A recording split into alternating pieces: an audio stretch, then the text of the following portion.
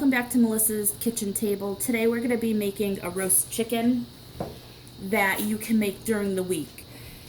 And in order to do that, if you want to make it after work, you don't have enough time to roast a whole chicken whole. So what we're going to do is partially debone the chicken so it takes almost half the time to cook.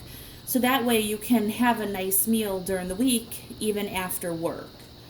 So first thing I'm going to start with is the side dish, and I'm going to be cooking these underneath the roasted chicken in the bottom of the pan. So I'm going to start with these first. I'm just going to go ahead, cut the ends off. I don't like the little end piece. And then cut them right in half, just like that. So I have about a pound of them here, and then usually my dog likes to snack on them. So we'll go ahead and give her one too. So usually I don't end up cooking the full pound. Whatever's left over from Sasha is usually what gets cooked. So I'm going to go ahead and cut all these up and we'll be right back.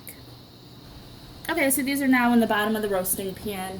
I just drizzle a little bit of olive oil right over the top. Not too much because the chicken juices will drip in there as well. And then I just go ahead and salt. And I just toss those around. And they'll roast up really nice in the bottom there with the chicken. So the next step would be to debone the chicken. And I have a 4.5 pound bird. I'm just going to go ahead and clean my hands from the oil and then we'll get that started. Okay, so I have my 4.5 pound bird. I washed it in the sink under some cool water. And I'm laying it out on paper towels because I want it to be dry.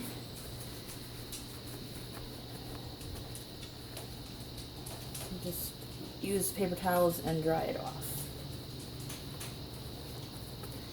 Alright, so now the tools that I use to do this is a very sharp, you want a very sharp knife. You could use a paring knife. I'm going to be using a carving knife. And then I'm just going to use a good pair of kitchen scissors. So you want to look and see, obviously this is the breast side, you want to flip that over. So we're going to start by removing the backbone, and this is what I like to use the kitchen shears for. Let me move so you can see better. So this is the backbone. This is basically where the neck was. And you're just going to cut on the side. You don't want to cut down the middle. You want to cut on the side of it because we're going to cut that out. So these would be the wings. These are the thighs. And these are the legs. And you're just going to cut right down the middle. And this is why a good sharp pair of kitchen scissors always works best.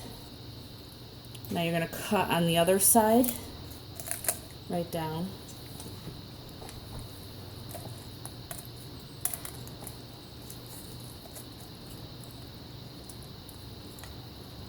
Sometimes it gets a little bit hard near the thigh area, so you might have to just pull and then maneuver your scissors through. And then you're going to come out the other end.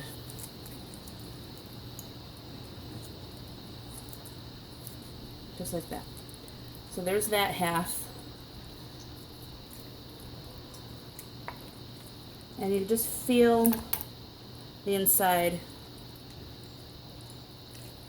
You're not going to be able to cut through a big bone. This is the large bone that's in the thigh. You're not going to be able to cut through that. So if you could feel where it is, you could go around it.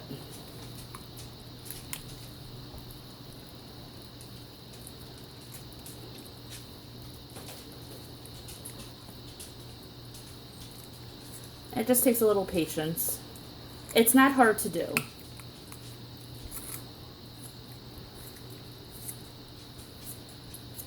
Okay. And cut right through. Again, you want to make sure your scissors are very sharp. And there's an excess fat. I'm just going to cut that off. So now I wouldn't throw this away. It looks gross, but it makes really good stock. It makes very good stock, so I would keep that.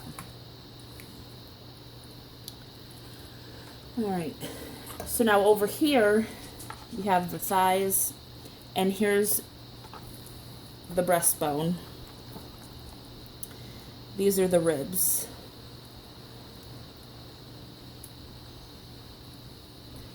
Just gonna wash my hands real quick so they're not too slippery. All right, so we're gonna start with either the paring knife or a really sharp fillet knife,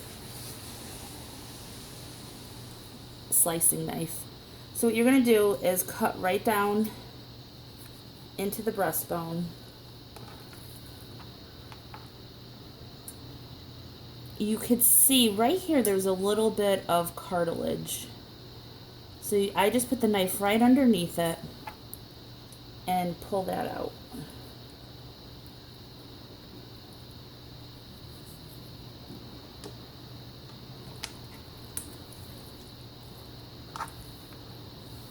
And then just feel your way right up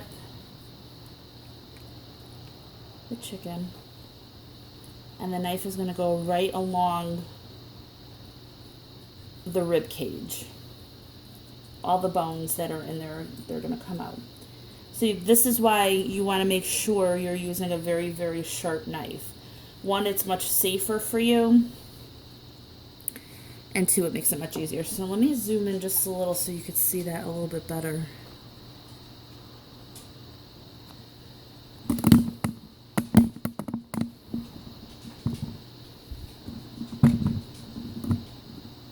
Alright.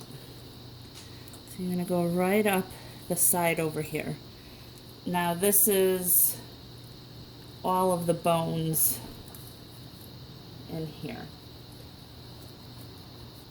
And the breastbone area. So you're just going to go ahead and take your knife and go right along the edge. And you want to make sure you're being safe. Go right up the edge.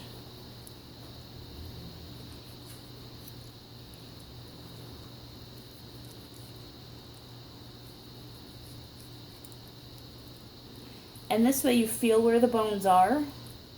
So you're not taking too much of the meat.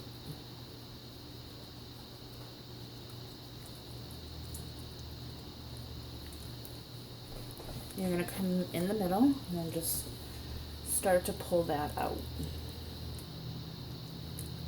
This right here is the tenderloin. That's the tenderloin. And there's one on this side, so you know you're not pulling too much meat off. And we're going to go ahead and just pull up.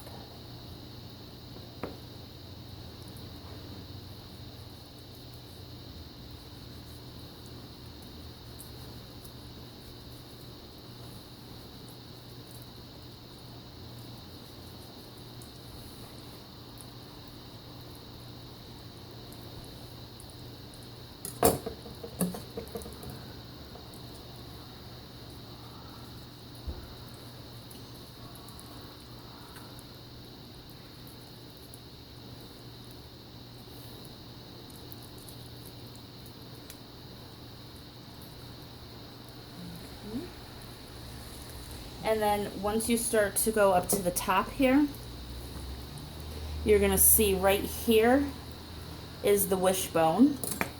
So you're just going to slice right around that. Just small, meaningful slices.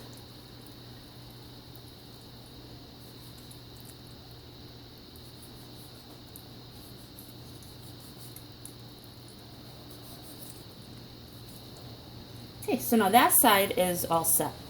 So now you can see this side better. So over here, this is where the wing is connected.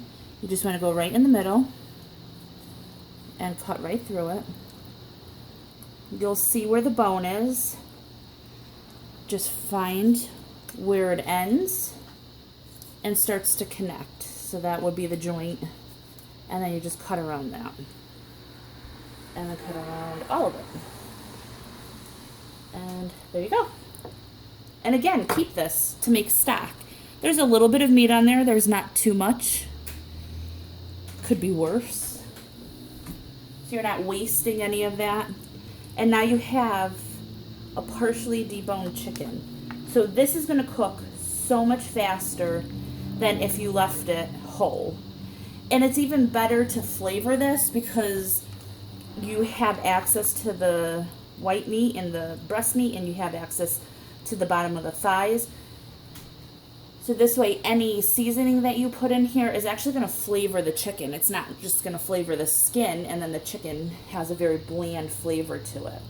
The only thing I do is go back in. Over here, there sometimes a little piece of cartilage you might miss when you first start. And then I just cut that out, and that's it.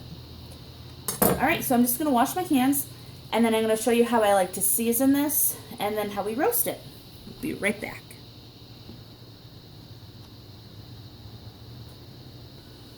Okay, now in this cup here I have a tablespoon of butter that I just melted in the microwave. And I'm probably going to put like a tablespoon of olive oil in there. And then we'll just mix that together. And I still have that basting brush. And I'm just going to go ahead. And again, I'm not going to keep whatever's in this cup. It's only for basting the chicken. You got to be careful with chicken. You don't want to cross-contaminate. So I'm just going to baste the bottom of this.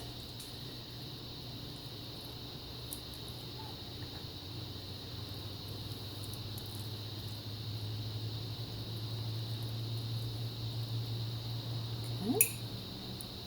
And I'm going to use a little onion powder.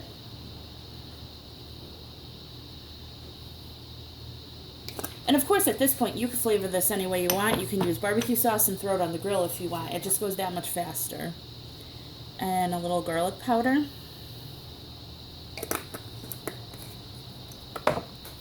And we recently bought this all-purpose seasoning from Cabela's.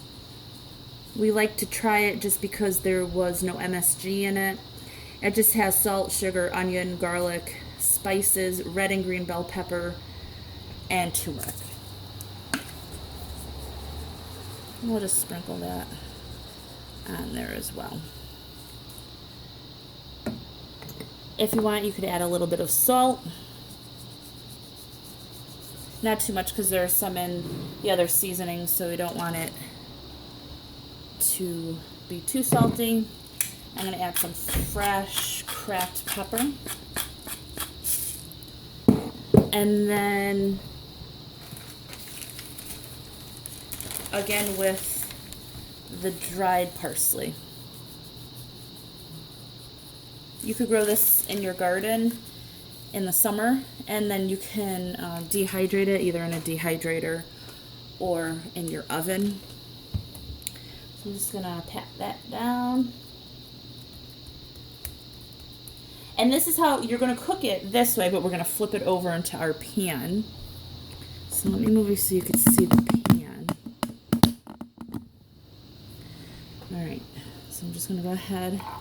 And you want to be careful because there's no bone, so it's not, in most of the chicken, it's not going to be held together like before. So I'm just going to lay it right over the rack.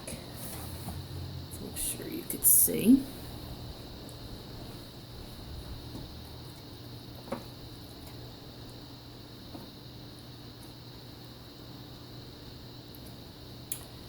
Just like that. And I'm just going to wash my hands. We're going to season the other side, and then it's ready to roast. So again, the other side, we're going to use the rest of the butter.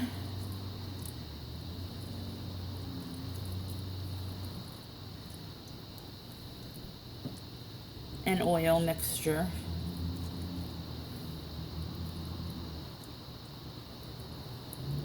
Now, if you think it's going to take too much time, you don't want to debone this and then have to cook it, what I usually like to do is when I buy the chicken, it's usually not the same day I'm going to cook it, I'll debone it then and just lay it flat in a bag, or you could put it back together, it doesn't really matter, and put it in the oven, in the freezer.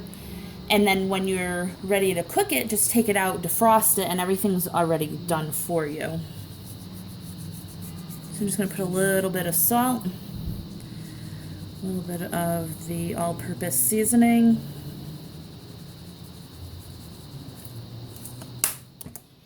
And I'm not going to put the onion and garlic powder on this because I don't really want it to burn. So I'm going to roast this at 425. Depending on the size of the bird, it'll probably only take half hour or so. And again, you want to make sure it's cooked thoroughly, so you can use a thermometer to check it. I believe it's 160, you want to make sure. It's 165 degrees Fahrenheit for chicken or any poultry to make sure that you don't get sick off of it. Okay, so after we put this in the oven and I take it out, we'll go ahead and I'll plate everything and show you the finished product. We'll be back.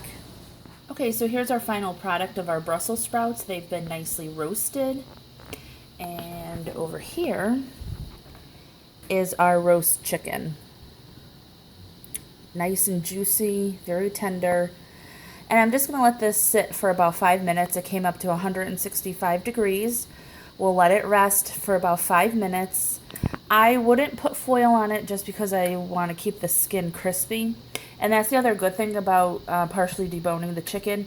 You could see over here the thigh meat is also crispy. A lot of times either you have to flip the chicken, the whole chicken, or the thigh meat is usually gross. So I hope this works. If you have any questions, just leave it in the comments down below and I'll answer them. So if you like this video, please give it a thumbs up and subscribe. See you next time.